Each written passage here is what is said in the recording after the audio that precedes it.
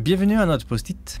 Est-ce qu'on peut faire confiance à notre cœur? C'est la question qu'on va essayer de répondre, comme d'habitude, toujours avec la Bible. Le texte aujourd'hui se trouve en 2 Thessaloniciens, chapitre 3 et le verset 5. Il nous dit comme ça le texte.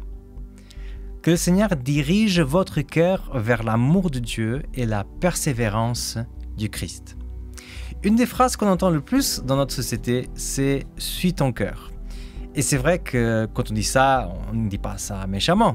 On essaye que la personne qui entend ça, qui puisse ne plus se focaliser sur le doute. Et pour une personne qui n'est pas sûre, des fois, entendre « suis ton cœur », ça peut aider. Ça aide aussi les personnes qui ont des souhaits dans le cœur, mais qui n'ont pas le courage de les mettre en pratique. Mais cette phrase, bien qu'elle est très belle, elle peut aussi être assez problématique. Parce que selon la parole, selon le texte qui se trouve en Jérémie 17, verset 9, la Bible nous dit qu'il n'y a rien de plus trompeur que le cœur humain. Alors, suis ton cœur, mais en même temps, le cœur, c'est l'objet plus trompeur qui existe dans l'univers. Comment est-ce qu'on peut faire pour ne pas se faire piéger? Alors, je pense que la phrase qu'on a lue de l'apôtre Paul au début explique tout. Mais pour mieux illustrer, j'aimerais raconter quelque chose que j'ai déjà vécu. Un témoignage de ma part. En fait, moi, je passe très mal quand je suis dans une voiture et je ne suis pas le conducteur.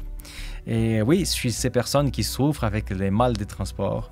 Et ça, sans pire, c'est la conduite du chauffeur et elle n'est pas au top, si vous comprenez bien ce que je veux dire.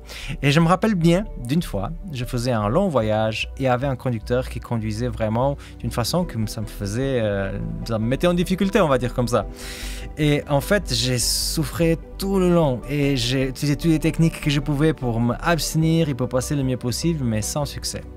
Finalement, on arrive à une station-service et ce chauffeur était fatigué, donc il y a un deuxième qui le remplace.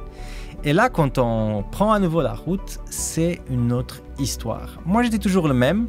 Moi, j'avais toujours ce problème avec les transports, d'ailleurs, je l'ai toujours aujourd'hui. Mais la conduite de ce deuxième chauffeur a changé complètement tout. C'est pareil avec notre cœur. Quand c'est moi qui conduis, alors moi, je ne vais pas bien le conduire. Et ce qui va se passer, c'est que je vais me trouver dans la situation d'un cœur qui est trompeur, qui m'amène dans un mauvais chemin en fait.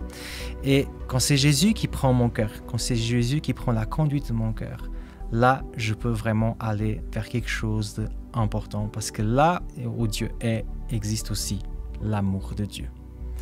Qui veux-tu qui conduise ton cœur? Moi, je m'appelle Samuel Cunha et c'était le post-it d'aujourd'hui.